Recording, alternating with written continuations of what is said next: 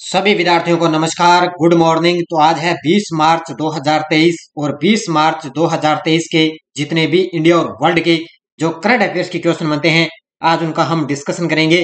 पूरा वीडियो ध्यान से देखना और लास्ट में आपसे क्वेश्चन पूछूंगा जिनके जवाब आपको कमेंट बॉक्स में देना होगा। आज हम पढ़ेंगे कि ईरानी कप 2022-23 के अंदर फाइनल खिताब किसने जीता है और प्रसिद्ध लेखक को सरस्वती सम्मान 2022 से सम्मानित किया गया और देहरादून एयरपोर्ट का नाम अटल बिहारी वाजपेयी के नाम पर प्रस्ताव रखा गया है। इनकी आज हम चर्चा करेंगे। तो डेली आपको 6:30 पर आपको मेरी लाइव क्लास मिलती है शानदार तरीके से, और शाम को मेरी जो करंट अफेयर्स की शाम को 8 बजे आपको रिवाइज क्लास मिलती है। तो कल आपने देख लिया होगा कि एलडीसी एग्जाम के अंदर किस तरह क्वेश्चन आए थे, जो हमारी क्लास से लगभग जो लगातार कंटिन्यू सुबह 10-12 मिनट की क्लास से लगातार जो विद्यार्थी जुड़ा हुआ था उसको तो पता है किस तरह के यहाँ से क्वेश्चन एग्जाम में आए थे। तो कल मैंने शानदार तरीके से आपको बता दिए, टेलीग्राम पर पूरे प्रूफ के साथ आपको पिक्चर भी डाल दी थी। तो स्टार्ट करते हैं। और कल संडे था, संडे के दिन आपको वीकली टेस्ट मिल चुका है। तो परसों के क्वेश्चनों को हम रिवाइज करते हैं। देखिए, सेंट्रल बैंकिंग ने किस व्यक्ति को governor of the year award से नवाजा? तो ये हमारे जो आरबीआई के गवर्नर है अभी वर्तमान में 25वें, जो शक्तिकांत दास, उनको नवाजा गया है। भारत बांग्लादेश मैत्री पाइपलाइन का उद्घाटन किसने किया? तो ये हमारे देश के प्रधानमंत्री मोदी जी ने किया। देश के पहले chief of defence staff CDS general Bipin की याद में कितने पुरस्कार शुरू करने की घोषणा की गई? तो ये की गई है 2। और कल ये पूछा गया था कि 2022 के अंदर इनको मरणोपरांत आपको पता है पद्म विभूषण अवार्ड दिया गया। कल भी एग्जाम के अंदर ये टपका था और ये भी क्वेश्चन आए थे कि वर्तमान में चीफ ऑफ डिफेंस यानी कि दूसरे सीडीएस कौन है? तो अनिल चौहान है। ये भी क्वेश्चन कल एग्जाम में आया था। नरेंद्र सिंह तोमर ने किस शहर में एग्री यूनिफेस्ट का उद्घाटन किया? ये किया है बेंगलुरु शहर में। आगे देखो, भारतीय रेलवे ने कब तक शुद्ध शून्य कार्बन उत्सर्जक बनने का लक्ष्य रखा? ये रखा 2030 तक। भारतीय सेना का कौन सा हेलीकॉप्टर अरुणाचल प्रदेश के मांडला पहाड़ी इलाके के पास दुर्घटनाग्रस्त हो गया? उसका नाम है चीता। और वोइको मठारा ने किस भारतीय खिलाड़ी को अपना ब्रांड एम्बेसडर घोषित किया है?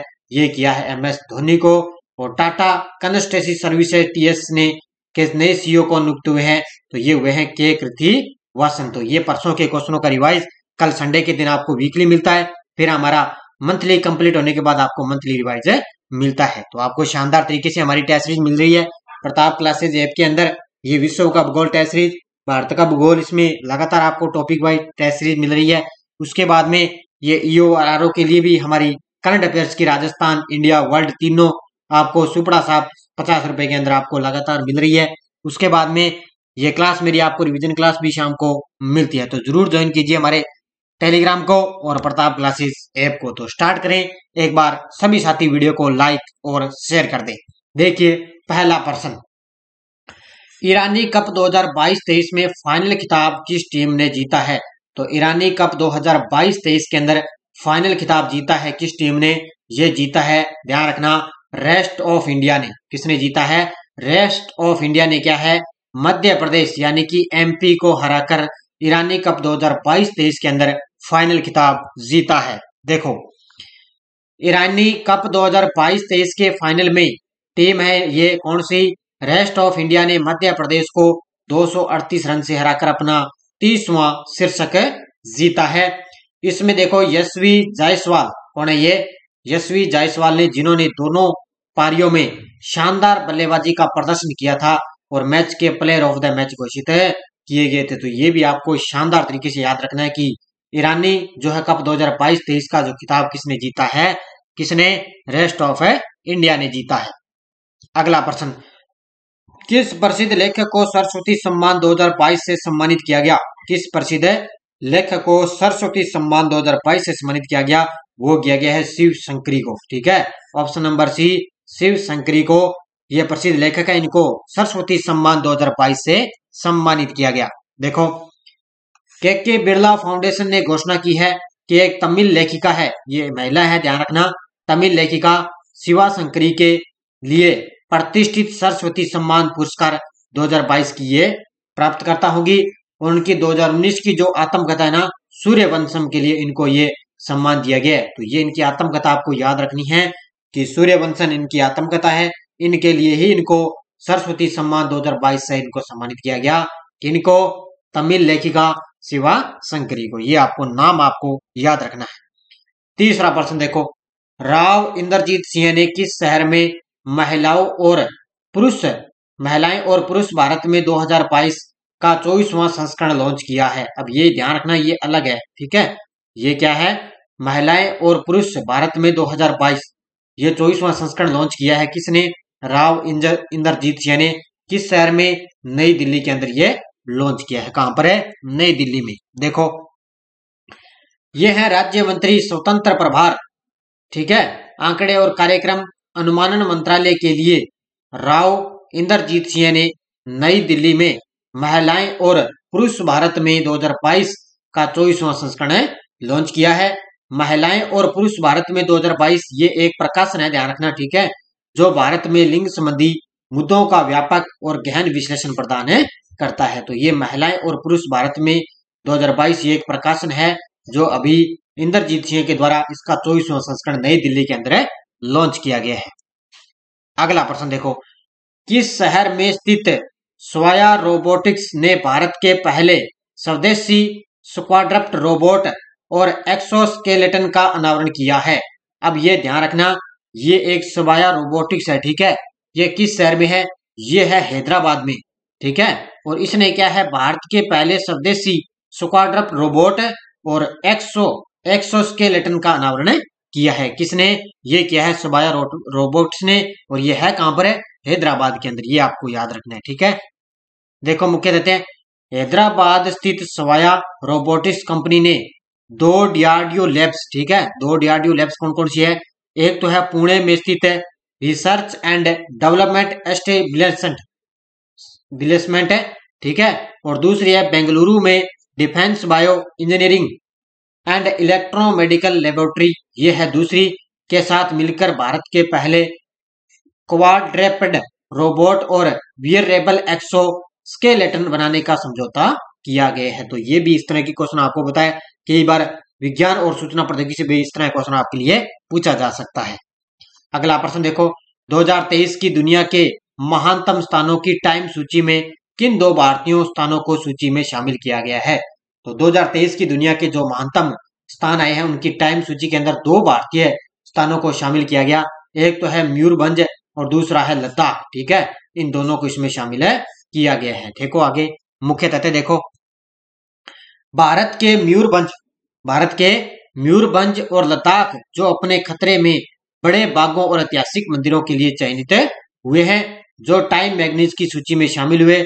2023 में दुनिया के सबसे शानदार स्थानों की सूची में 2 शहर ये शामिल हो चुके हैं, जिसमें लद्दाख को 31वां स्थान और मयूरभंज को 32वां स्थान मिला है। तो इनके स्थान भी आपको याद रखने हैं कि किन 2 भारतीय स्तरों को इनको कौन सा स्थान दिया गया। तो लद्दाख को 31वां स्थान और मयूरभंज को 32वां स्थान दिया गया है।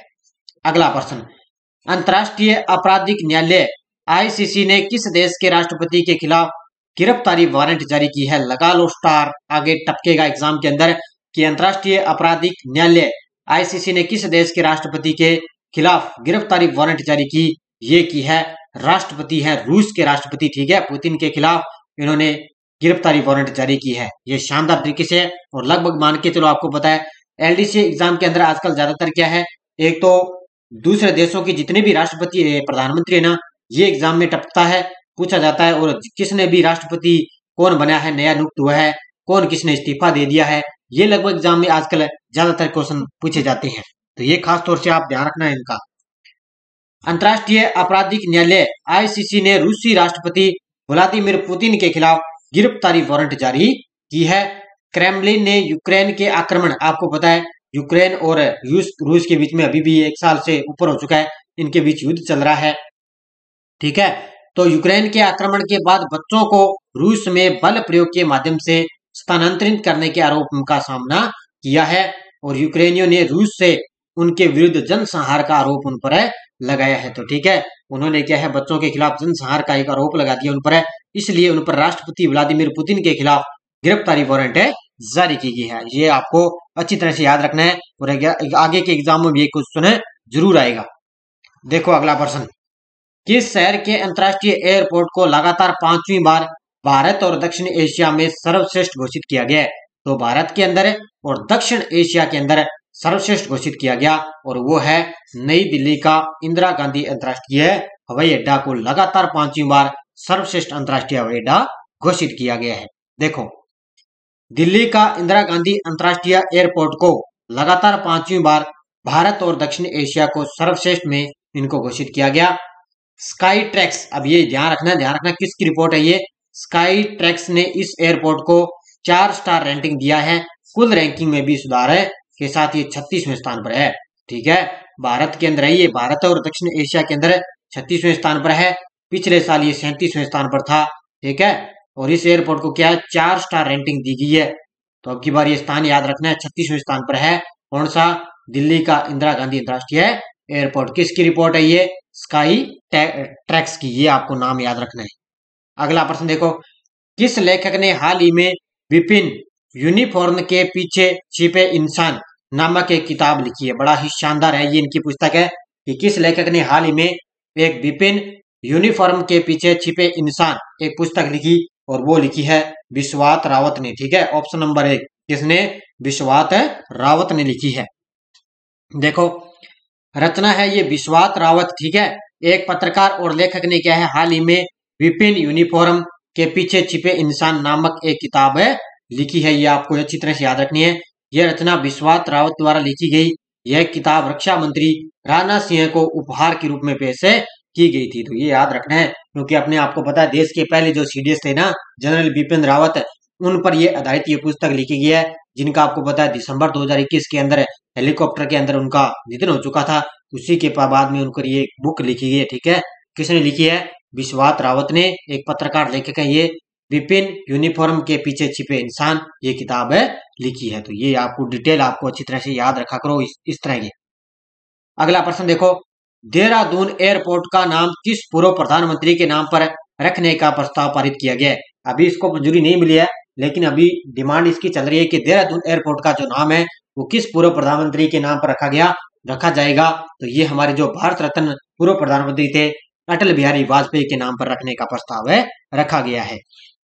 देखो, देहरादून एयरपोर्ट जॉली ग्रांट का नाम भारत रत्न पूर्व प्रधानमंत्री अटल बिहारी वाजपेयी के नाम पर रखने का प्रस्ताव विमानपत्तन सलाहकार समिति की बैठक में सर्वसहमति से पारित किया गया है। ठीक है, अटल बिहारी वाजपेयी के नाम पर इसको क्या है बैठक के अंदर सर्वसहमति से इसको पारित किया गया। अब जो ये प्रस्ताव है ना, ये केंद्र सरकार के पास भेजा जाएगा और इस समिति के अध्यक्ष हरिद्वार के सांसद रमेश पोखरियाल की अध्यक्षता में ये बैठक हुई है। ये भी आपको याद रखना है, रमेश पोखरियाल की अध्यक्षता में बैठक हुई और ये प्रस्ताव अब केंद्र सरकार को भेजा जाएगा और केंद्र सरकार से मंजूरी मिल चुकी है, मिल जाएगी तब इसको ये क्या है अटल बिहारी वाजपेयी नाम इसका नाम है रखा जाएगा। अभी इसका प्रस्ताव पारित किया है सिर्फ ओनली। अगला प्रश्न देखो, केंद्रीय गृह मंत्रालय ने भूतपूर्व अग्निवीरों के लिए कितने प्रतिशत आरक्षण की घोषणा की? और ये कल ही आपको पता है एलडीसी एग्जाम के अंदर ये क्वेश्चन आया था कि अग्निवीरों के लिए, ये अग्निवीर क्या होते हैं? तो आपको पता है सेना में भर्ती के लिए होते हैं। बड़ा ही इजी है, शानदार प्रश्न कल ही एग्जाम में आ चुका है। तो ये 10% इनको आरक्षण देने की मंजूरी दे दी गई है। देखो, केंद्रीय औद्योगिक सुरक्षा बल CISF ने रिक्तियों के लिए भूतपूर्व अग्निवीरों के लिए 10% आरक्षण की घोषणा की है। किसने? केंद्रीय औद्योगिक सुरक्षा बल ने। केंद्रीय गृह मंत्रालय ने उनके लिए एक सम्मान पहल की घोषणा की है जो BSF में नौकरियों के लिए होती है। तो आपको पता है ये 17 से लेकर 21 तक जितने भी युवा हैं उनके लिए आपको पता है ये अग्निवीर भर्ती है, जिनके लिए 10% इनका आरक्षण की घोषणा की गई है। तो ये भी आंकड़ा आपको याद रखना है और ये कल एग्जाम के अंदर भी क्वेश्चन भी आ चुका है और पूरी डिटेल आपको पता है मैंने प्रूफ के साथ आपको टेलीग्राम पर डाल दी है। वीडियो के डिस्क्रिप्शन में इसका लिंक दिया हुआ है कि किस तरह के हमारे जो क्वेश्चन करवाए हुए हैं 7-8 कल क्वेश्चन आए थे एग्जाम के अंदर, लगभग वहां से क्वेश्चन मैंने जो करवाए थे शानदार सुबह की क्लास में, वहां से सारे क्वेश्चन आपको देखने मिले थे। अब देखो पिछले वीडियो का क्वेश्चन क्या था, भारत और किस देश के बीच में संयुक्त अभ्यास बोल्ड कुरुक्षेत्र जोधपुर में संपन्न हुआ? तो ये भारत और सिंगापुर के बीच में। बहुत सारे विद्यार्थियों ने शानदार तरीके से जवाब दिए, उन सभी को हार्दिक शुभकामनाएं। और अब देखिए आपके लिए क्वेश्चन फॉर यू क्या है। भारत और विश्व बैंक ने कितने राज्यों में ग्रीन नेशनल हाईवे कॉरिडोर परियोजना के निर्माण के लिए एक समझौते पर हस्ताक्षर किए? 7, 4, 10 और 12 इसका जवाब आपको कमेंट बॉक्स में देना है।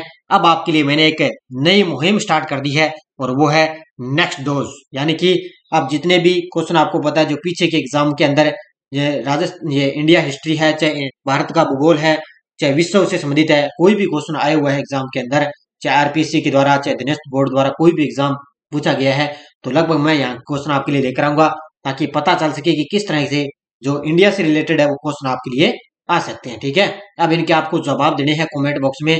अब ये फर्स्ट ग्रेड के अंदर ये क्वेश्चन आए थे जो अक्टूबर मंथ में एग्जाम हुआ था, उसमें क्वेश्चन आए थे कि फतेहपुर सिकरी की किस इमारत को पर्सी ब्राउन ने स्थापत्य कला का मोती कहा है। ठीक है, दूसरा, विदेशी शासन कितना भी अच्छा क्यों ना हो वह स्वराज्य की बराबरी नहीं कर सकता, ये कथन किसका है। तो इसमें आपको बताना भी या स्वामी विवेकानंद है कि दादा भाई नेहरू जी है या दयानंद सरस्वती, इसमें ये बताना है। ठीक है, और ये अर्ली चौहान डायनेस्टीज पुस्तक के लेखक कौन है। इन तीनों क्वेश्चनों के शानदार तरीके से आपको जवाब देने हैं और मैं लगातार यहाँ से क्वेश्चन आपके लिए मैं लेकर आऊंगा ताकि आगे आने वाला एग्जाम यहाँ से क्वेश्चन भी आपको देखने को मिलेगा, चाहे इंडिया हिस्ट्री है, चाहे भारत का भूगोल है, चाहे विश्व का भूगोल है, शानदार तरीके से आपके लिए नेक्स्ट डोज लेकर आऊंगा। अब सारे विद्यार्थी पूरे इतने मेहनत के साथ, आपको आनंद के साथ अब इनके जवाब देने हैं शानदार तरीके, ताकि आपके बेस्ट से बेस्ट आपकी तैयारी हो सके, इसमें आपको जीके और करंट जीके आपका मजबूत हो सके। तो सारे विद्यार्थी एक बार वीडियो को जहाँ चाहते लाइक और शेयर करना आपका काम है। तो प्रताप क्लासेज ऐप के अंदर हमारी टेस्ट सीरीज चल रही है, करंट की है चाहे विश्व का भूगोल है, लगातार आपको वहाँ पे टॉपिक वाइज टेस्ट सीरीज मिलती रहेगी। तो पीडीएफ भी आपको वहाँ पर फ्री मिल रही है, जरूर ज्वाइन कीजिए ऐप को। तो धन्यवाद सभी विद्यार्थियों को। जय हिंद, जय भारत।